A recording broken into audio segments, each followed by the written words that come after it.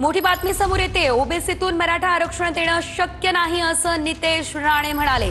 जरांगेंनी फडणवीसांसोबत चर्चा केली तर मार्ग निघेल। महाविकास आघाडीच्या नेत्यांनी आरक्षणाबाबत आपली भूमिका स्पष्ट करावी। शिवाय जरांगेंच्या आंदोलनाला रोहित पवार रसद पुरवताय असा गंभीर आरोप सुद्धा नितेश राणेंनी केलाय। मराठ्यांना कुणबीच समजा असं म्हणतायत। आता त्यांचं असं म्हणणं आहे की मराठा हे कुणबीच आहेत असा जी.आर. सरकारने काढावा आणि सरसकट सर्व मराठा समाजाला ओबीसी मध्ये घ्यावं आणि ओबीसी आरक्षण द्यावं। असं आहे ते फक्त मराठवाड्यापुरते ती मागणी त्यांना करायची असेल तर सरकार विचार करेल। उदाहरण आमच्या कोकणामध्ये भावना वेगळी आहे। आमच्या इथे राहणारा कुणबी समाज, आमच्या इकडे असणारे मराठा समाज ह्यांना कोणाकडे अगर तुम्ही कॅमेरा फिरवला तर ते तुम्हाला सांगतील की आम्ही जिथे आहोत तिथे आम्ही खुश आहोत आणि समाधानी आहोत। म्हणून मराठवाड्यापुरतं अगर त्यांना ती मागणी करायची असेल तर त्याच्यावर सरकार त्यावर विचार करते आणि सरकार त्याच्या संवादामध्ये आहे। पण अन्य सगळ्या लोकांना सरसकट देण्याची जी काही भूमिका आहे ना ती ना कोकणाला आवडेल ना अन्य महाराष्ट्राच्या भागाला आवडेल आणि म्हणून मराठवाड्यापुरते अगर ते बोलत असतील तर त्याबद्दल सरकार विचार करत आहे। आणि ओबीसी समाजात आपलं हक्काचं आरक्षण देण्यापेक्षा आपण स्वतंत्र आरक्षण आपल्याला 10% आहे ना मराठा समाजाला। मग आपल्याला वाद कशाला करायचा आहे? छत्रपती शिवाजी महाराजांनी 18 पागड जातींना एकत्र करून हिंदवी स्वराज्याची म्हणजे हिंदू समाजाला एकत्र केलं, ते आपण विसरता कामा नये। शरद पवार असं म्हणतात की घटनेमध्ये बदल करून मराठा आरक्षण तसं वेगळं दिलं जाऊ शकतं जसं तामिळनाडूमध्ये आहे। तुम्हाला वाटतं? एवढ्या वर्षी पवार साहेब होतात ना त्या खुर्चीवर, पाहिजे तेव्हा घटना बदलू शकले असते। एवढ्यांदा मुख्यमंत्री होते, एवढ्यांदा केंद्रीय मंत्री होते। काँग्रेसच्या कालावधीमध्ये पवार साहेबांनी काय मागितलं आणि काँग्रेसने दिलं नाही असं होऊच शकलं नसतं। मग आपण असताना दिलं नाही किंवा महाविकास आघाडीचं सरकार होतं तेव्हा मग आमचं असलेलं आरक्षण का घालवलं, हे पहिले प्रश्न उत्तर द्यायला पाहिजे। त्यांनी पहिलं उत्तर द्यावं। त्यांच्या पक्षांनी, काँग्रेस पक्षाने, शरद पवार गटाच्या राष्ट्रवादीनी आणि उबाटानी सांगावं तरी त्यांना स्वतंत्र आरक्षण पाहिजे किंवा ओबीसीतलं आरक्षण। त्यांनी पहिली भूमिका स्पष्ट करावी। पळतात कशाला आहे? तुमच्या कॅमेऱ्याने हा प्रश्न विचारला तर लगेच ते आपलं तोंड लपवत पळतात। म्हणून पहिले भूमिका स्पष्ट करा, मग या सगळे दावे करा।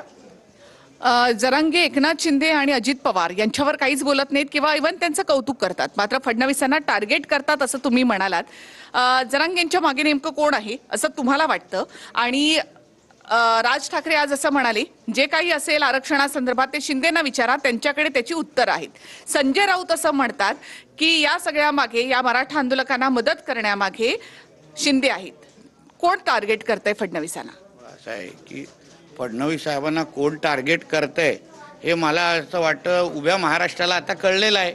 आम्ही वेगळं तोंडाने काही नावं घेण्याची काहीच गरज भासत नाही। पण ह्या आंदोलनामध्ये मी तुम्हाला परत सांगतो, जरांगे पाटील असा माणूस नाही, तो बिचारा साधा माणूस आहे।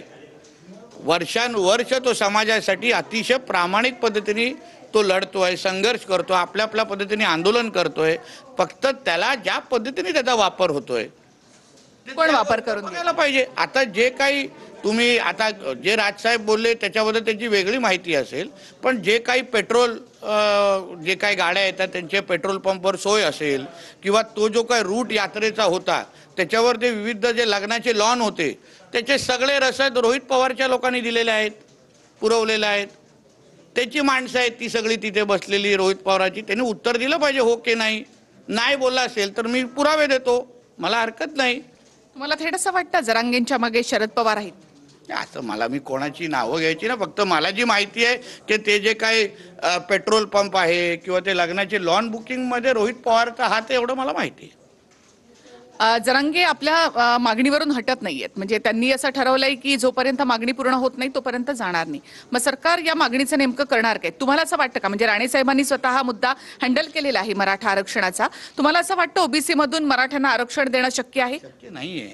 शक्य नाहीये।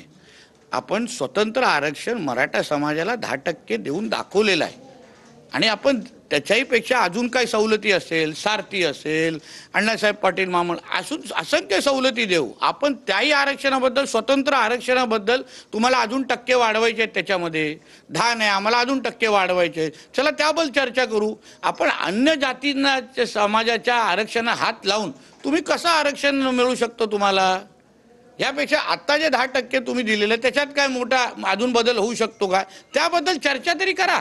मी तुम्हाला विश्वास देतो, जरांगे पाटलांनी येऊन अगर देवेंद्र फडणवीस साहेबांवर थोडं बसले, त्यांची आरक्षणाची सकारात्मक चर्चा केली, त्यांच्या नक्की त्यांना काहीतरी हातात चांगलंच मिळेल आणि ते सुखरूप आपल्या गावाला जाऊ शकतात.